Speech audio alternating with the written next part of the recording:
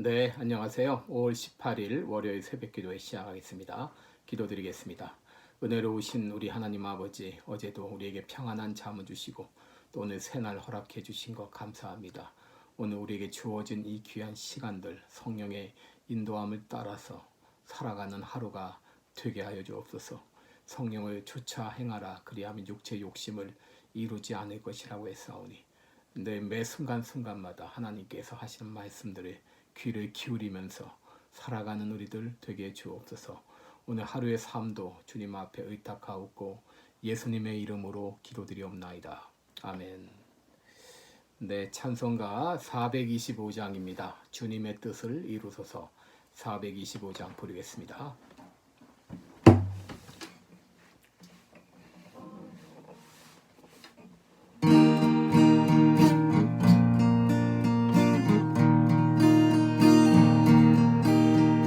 주님의 뜻을 이루소서. 고요한 중에 기다리니 진흙과 같은 날 빚으사 주님의 영상 만드소서. 주님의 뜻을 이루소서. 주님 발 앞에 엎드리니 나의 맘속을 살피시사 눈보다 희게 하옵소서. 주님의 뜻을 이루소서. 병들어 몸이 피곤할 때 권능의 손을 내게 펴서 강건케 하여 주옵소서. 주님의 뜻을 이루소서. 온전히 나를 주장하사 주님과 함께 동행함을 만민이 알게 하옵소서.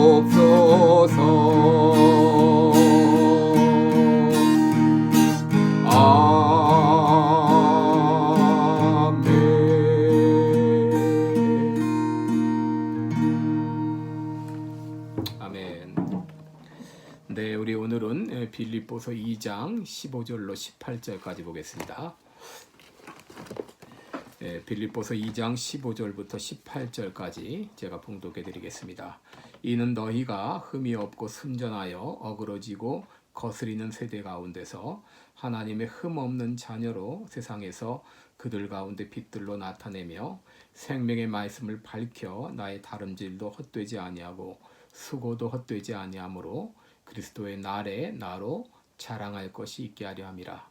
만일 너희의 믿음의 재물과 봉사 위에 내가 나를 관제로 드릴지라도 나는 기뻐하고 너희 무리와 함께 기뻐하리니 이와 같이 너희도 기뻐하고 나와 함께 기뻐하라. 아멘. 네, 우리 오늘은 이 하나님의 흠없는 자녀 이런 제목으로 함께 말씀을 나누겠습니다. 한 사람이 가다가 길을 물었습니다. 여기가 어딥니까? 하고 물었는데 그 질문을 받은 사람이 지금 어디로 가시려고 합니까? 또 그때 물었습니다. 그러자 길을 물었던 그 사람은 나는 지금 어디로 가야 될지 모르겠습니다. 라고 대답했다고 합니다. 여러분, 어디로 갈지 모르는 사람에게는 지금 여기가 어디인지가 아무런 의미가 없는 것이죠. 굴러다니는 나무 조각이 있었는데 어느 날 그 나무 조각이 그 목공 조각가의 눈에 띄었습니다. 그 목공 그 조각가는 그 나무 조각을 가지고 가서 그것으로 아주 아름다운 그런 목각 인형을 만들었습니다. 그리고 그것을 거실에 있는 피아노 위에 올려놓았습니다. 이 거실 위에 이 피아노 위에 놓여진 목각 인형은 온 그 거실을 밝혀주는 빛내는 그런 아름다운 목각 인형이 되었습니다. 여러분, 우리의 모습도 마치 이 목각 인형과 같다 그런 생각을 해봅니다. 원래 우리들은 길을 굴러다니던 나무 조각과 같은 버려진 존재였습니다. 그런데 조각가이신 하나님께서 우리를 택하셔서 우리를 하나님의 자녀 삼아 주시고 우리들을 참 이 목각 인형과 같은 걸작품을 만들어서 세상을 빛내게 하신 것이죠. 그래서 하나님은 우리를 택하신 다음에 이제 우리 마음에 내가 참 하나님의 위대한 걸작품이 되어야 되겠다 하는 이런 마음의 소원을 주시고 우리가 이 하나님의 그 소원에 따라서 우리가 순종하며 살아갈 때 우리의 삶이 점점 그리스도의 삶을 형상을 닮아간다 이런 말씀을 드렸습니다. 나는 왜 사는가? 참 여기 아주 기초적이고 기본적인 질문인데요. 오늘 여기 이제 말씀 15절에 보시면 이런 말씀이 있습니다. 여기 보면 이는 너희가 흠이 없고 순전하여 어그러지고 거스리는 세대 가운데서 하나님의 흠 없는 자녀로 세상에서 그들 가운데 빛들로 나타내며 이렇게 말했습니다. 여기서 우리들은 세 가지 삶의 목적을 찾을 수 있죠. 바로 하나님의 흠 없는 자녀가 되기 위해서, 그리고 세상의 빛들로 나타나기 위해서, 그리고 16절에 보시면 생명의 말씀을 밝히기 위해서. 여러분, 이것이 우리 그리스도인들이 이 땅을 살아가는 삶의 목적입니다. 에베소서 2장 10절에 보면 우리는 그리스도 예수 안에서 선한 일을 위하여 지으심을 받은 자다. 그렇게 말했어요. 선한 일을 위하여 지음을 받았다. 이 지음을 받았다고 하는 것은 We are His workmanship. 우리는 바로 하나님의 걸작품이다. 그런 말이죠. 그래서 하나님께서 우리를 택하셔서 우리들을 걸작품으로 만들어서 이 세상의 빛의 역할을 감당하고 바로 우리가 믿는 하나님이 참신인 것을 온 세상 가운데 전파하기 위해서 바로 나를 택한 것이죠. 하나님께서 이스라엘 백성들을 택한 것도 마찬가지죠. 이스라엘 백성들이 잘나고 또 숫자가 많아서 그들을 택한 것이 아니죠. 그들은 참 수요도 작고 보잘것이 없는 민족이었지만 하나님께서 그들을 택하셔서 그들을 통해서 하나님이 참신인 것을 나타내고 그것을 온 사방에 전하라고 이스라엘을 제사장 국가로 세워주셨는데 이스라엘이 그 역할을 제대로 감당하지 못하고 결국은 이제 그들은 소멸되고 그리고 이 구약의 이스라엘의 역할을 오늘날 교회가 이어받았다라고 말할 수 있겠습니다.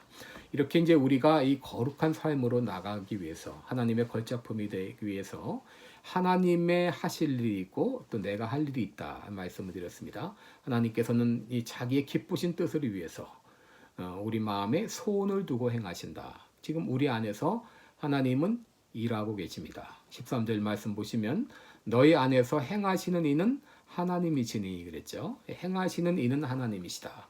여기 이제 행한다 이 말이 에넬게인이라는 말인데요. 에넬게인. 그래서 여기서 이제 에네르기가 나왔고 이것이 영어의 에너지가 되었습니다. 바로 하나님께서는 우리 가운데 에너자이즈, 우리 가운데 능력 있게 일하고 효과적으로 일하고 계신다고 하는 것이죠. 그래서 우리 마음에 소원을 주시고 그 소원이 이루어지도록 우리를 위하여 일하고 계십니다. 그런데 이때 우리는 그냥 가만히 있으면 되는 것이 아니라 우리는 그 하나님의 인도하심에 적극적으로 순종하는 그런 협력이 우리에게 필요하다라고 말했습니다. 우리 골로새서 1장 29절에도 이를 위하여 나도 내 속에서 능력으로 역사하시는 이의 역사를 따라 힘을 다하여 수고하노라 그랬습니다. 바로 내 속에서 능력으로 역사하시는 이 누굽니까? 하나님이십니다. 하나님께서 내 안에서 능력으로 역사하고 계셔요. 이렇게 역사하실 때 나는 가만히 있는 게 아니라 나도 그 역사를 따라서 힘을 다하여 수고한다고 하는 것이죠. 그래서 우리가 이 하나님의 기쁘신 뜻을 이루기 위해서 하나님이 우리 안에서 역사하시는데 우리는 그 인도하심에 순종하면서 함께 수고하는 그런 일을 통해서 이 성화의 과정이 이루어진다고 하는 것이죠.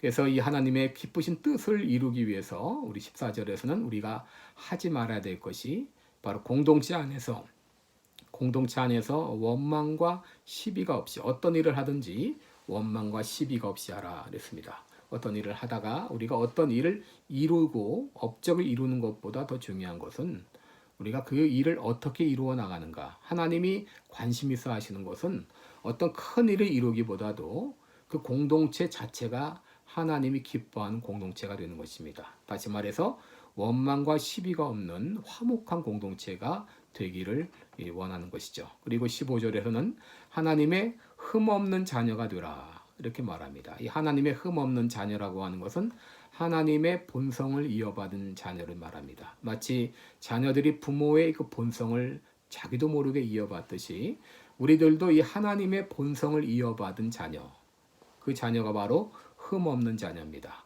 예를 흠없다 하는 말을 볼 때 생각나는 것이 바로 구약에서 제사를 드릴 때의 이 제물의 조건이죠. 이 제물을 드릴 때에 그 제물은 반드시 흠없는 온전한 제물이어야 됐죠. 민수기 19장 2절을 보면 여호와의 명하신 법의 율례를 이제 이루노니 이스라엘 자손에게 일러서 온전하여 흠이 없고 아직 멍에 매지 아니한 붉은 암송아지. 이게 온전한 제물, 흠이 없는 제물이어야 됩니다. 이것은 앞으로 오셔서 어린 양으로 오셔서 우리 죄를 위해 대신 죽으실 바로 어린 양 되신 예수님을 말하는 것이죠.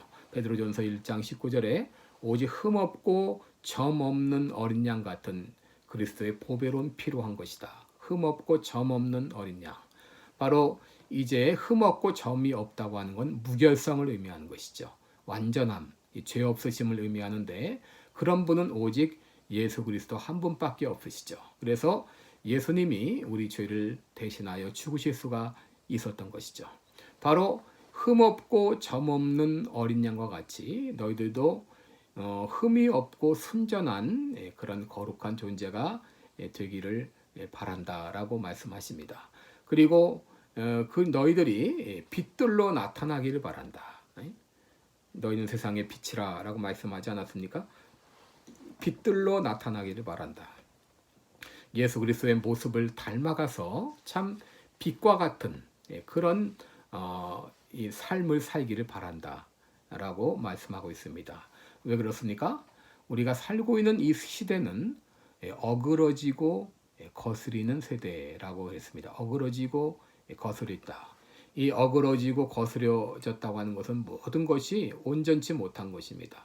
모든 것이 꾸불꾸불하고 똑바르질 않고 그리고 원래 하나님의 말씀에 그 순행하는 것이 아니라 역행하는 그 반대로 가는 그러한 시대가 바로 우리가 살고 있는 세상입니다. 세상은 한마디로 점점 죄악으로 치닫고 있고 또 어두워져 가고 있고 구부러져 가고 있고 이것이 오늘날 세상입니다. 이런 세상 가운데서 바로 우리들은 이 세상의 빛으로 부름을 받은 것이죠. 이 세상이 점점 어두워 가면 갈수록 이 빛은 더 밝게 드러나게 되어 있습니다. 바로 이 세상에서 빛과 같은 그 역할을 잘 감당하라고 말씀하신 것이죠. 그러나 이스라엘 백성들은 그 역할을 제대로 감당하지 못하고 하나님의 이 거룩하심을 드러내지 못했어요. 그래서 신명기 32장 5절에 보게 되면 그들이 여호와를 향하여 악을 행하니 하나님의 자녀가 아니요 흠이 있는 사곡한 종류로다. 여러분, 우리 그리스도인들이 순결함과 거룩함을 잃어버리게 되면 이미 하나님의 자녀로서의 자격을 상실한 거예요. 마치 이스라엘 백성들이 이 죄를 짓고 우상 숭배함으로 선민의 자격을 상실한 것처럼 그리스도인들이 거룩함을 잃고 순결함을 잃어버리면 바로 하나님의 자녀가 아닌 것이죠. 그래서 새로운 선민, 새로운 이스라엘이 탄생했는데 그것이 바로 교회입니다. 그래서 이스라엘은 12지파로 구성됐는데 이 교회는 12사도를 기초로 해서 이 교회가 세워지게 된 것이죠. 그래서 이 어그러지고 이 거스리는 세대, 비뚤어지고 뒤틀린 이 세대, 선을 악하다고 하고 악을 선하다고 하고 죄를 짐 사람이 오히려 더 큰 소리치는 이런 세대, 이런 세상에서 우리들은 흠없는 자녀로, 순결한 자녀로 세상의 빛의 역할을 감당해야 된다고 라고 말씀을 합니다.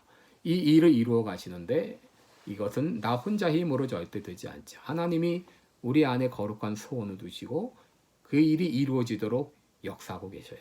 우리가 다만 순종함으로 협력할 때 우리의 삶의 모습을 통해서 하나님의 모습, 형상을 닮아가게 되고 그리스도의 모습이 나타나게 되는 것이죠.